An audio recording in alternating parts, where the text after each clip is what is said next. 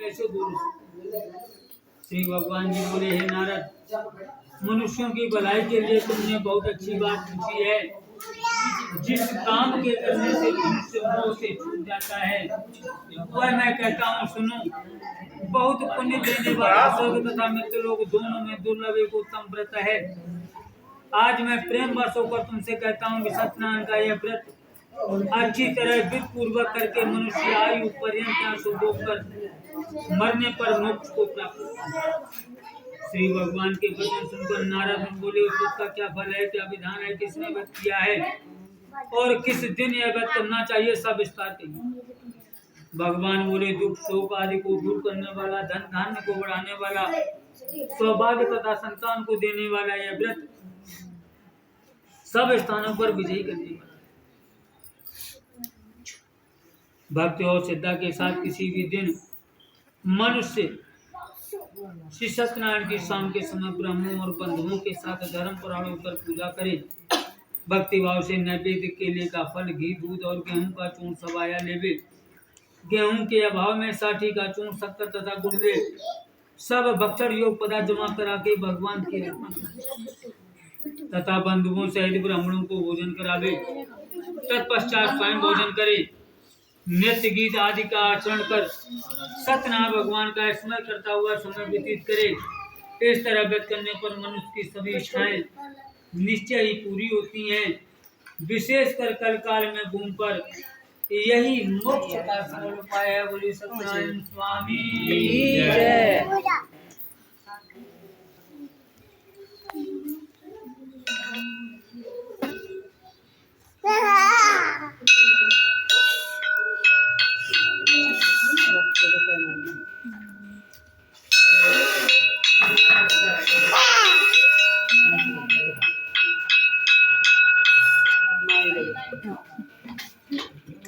बीने रख दो बस, 11 बजे बच्चे रहती बीने रख दो पीछे, ताकत वाले आदमी के दो। हाँ बजाय छोड़ दे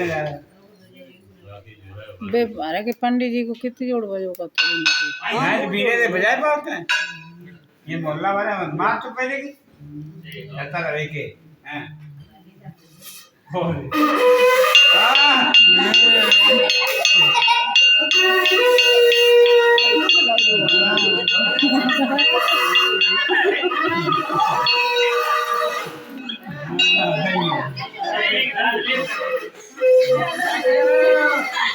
बस कर बोलिए सत्यनारायण स्वामी जय।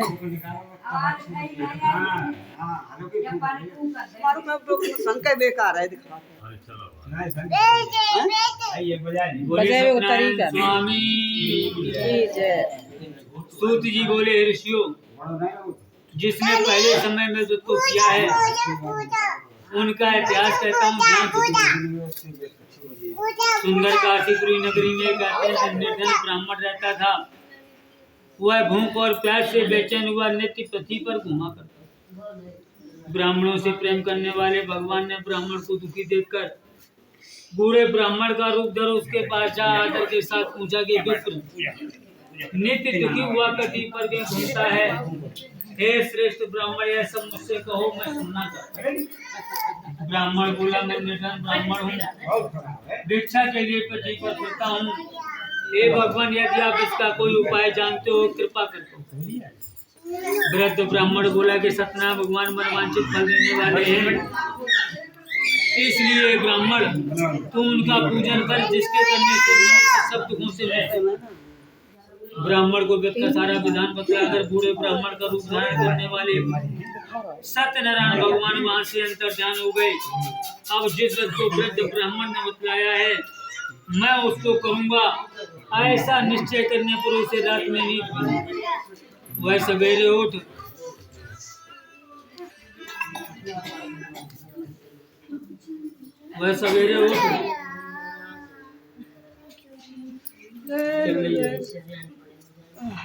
सत्यनारायण के व्रत का निश्चय कर भिक्षा के लिए निकल पड़ा। उस दिन उसको भिक्षा में बहुत सा धन मिला, जिससे बंधु बांधवों के साथ उसने सत्यनारायण भगवान के व्रत को किया। इसके करने से वह ब्राह्मण सब दुखों से छूटकर अनेक प्रकार की संपत्तियों से युक्त हुआ। उस समय से वह ब्राह्मण हर मास व्रत करने लगा। इस तरह सत्यनारायण भगवान के व्रत को जो करेगा वह सब पापों से छूटकर मुक्त को प्राप्त होगा। आगे जो पृथ्वी पर सत्यनारायण भगवान का व्रत करेगा वह मनुष्य सब दुखों से छूट जाए। इस तरह नारद जी ने नारायण का कहा हुआ व्रत मैंने तुमसे कहा है विप्रो, अब और क्या कहूं। ऋषि बोले, ईश्वर, संसार में इस ब्राह्मण से सुनकर किस किसने व्रत को किया है हम सब सुनना चाहते हैं, इसके लिए हमारे मन में श्रद्धा है। सूत जी बोले, ऋषियों, जिसने व्रत को किया है वह सब सुनो। एक समय ब्राह्मण धन और ऐश्वर्य के अनुसार बंधु बांधवों के साथ व्रत करने को तैयार हुआ। उसी समय एक लकड़ी बेचने वाला बूढ़ा आदमी वहां आया और बाहर लकड़ियों को रखकर ब्राह्मण के मकान में प्यास से दुखी लकड़हारा उनको व्रत करते हुए देखकर ब्राह्मण को नमस्कार कर कहने लगा कि आप ये क्या कर रहे हैं, इसके करने से क्या फल मिलता है, कृपा करके मुझसे कहो। ब्राह्मण ने कहा, सब मनोकामनाओं को पूरा करने वाला यह सत्यनारायण भगवान का व्रत है, इसकी कृपा से मेरे यहाँ धन धान्य आदि की वृद्धि हुई है। ब्राह्मण से इस व्रत के बारे में जानकर लकड़हारा बहुत प्रसन्न हुआ। चाणामत ले प्रसाद खाने के बाद अपने घर को गया। लकड़हारे ने अपने मन में इस प्रकार का संकल्प किया कि आज ग्राम में लकड़ी बेचने से जो धन मिलेगा उसी से सदैव भगवान का उत्तम यह मन में विचार कर पूरा आदमी लकड़ियां अपने सिर पर रखकर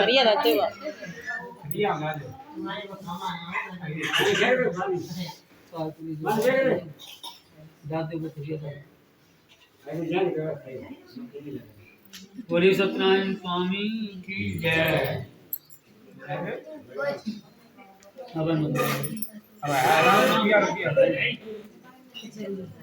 यह मन में विचार कर वो बूढ़ा आदमी लकड़ियां अपने सिर पर रखकर जिस नगर में धनवान लोग रहते थे, ऐसे सुंदर नगर में वहां उसे उन लकड़ियों का दाम पहले दिनों से चौगुना। तब वह बूढ़ा लकड़हारा दाम ले प्रसन्न होकर पत्ते केले की फली, शक्कर की दूध, दही, गेहूं का चून इत्यादि सत्यनारायण भगवान के व्रत की कुल सामग्री को लेकर अपने घर गया। फिर उसने अपने भाइयों को बुलाकर विधि के साथ भगवान जी का पूजन और व्रत किया।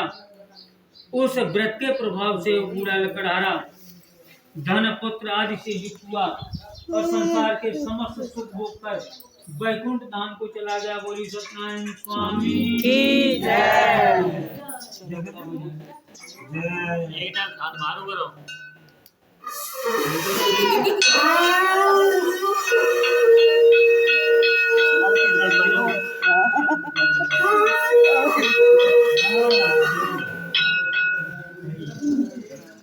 बोली सत्यनारायण स्वामी की जय।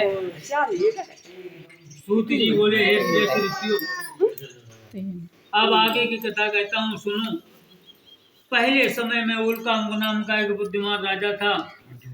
वह सख्त वक्ता और जितेंद्रिय था। प्रतिदिन देव स्थानों पर जाता तथा गरीबों को धन देकर उनके कष्ट दूर किया करता था।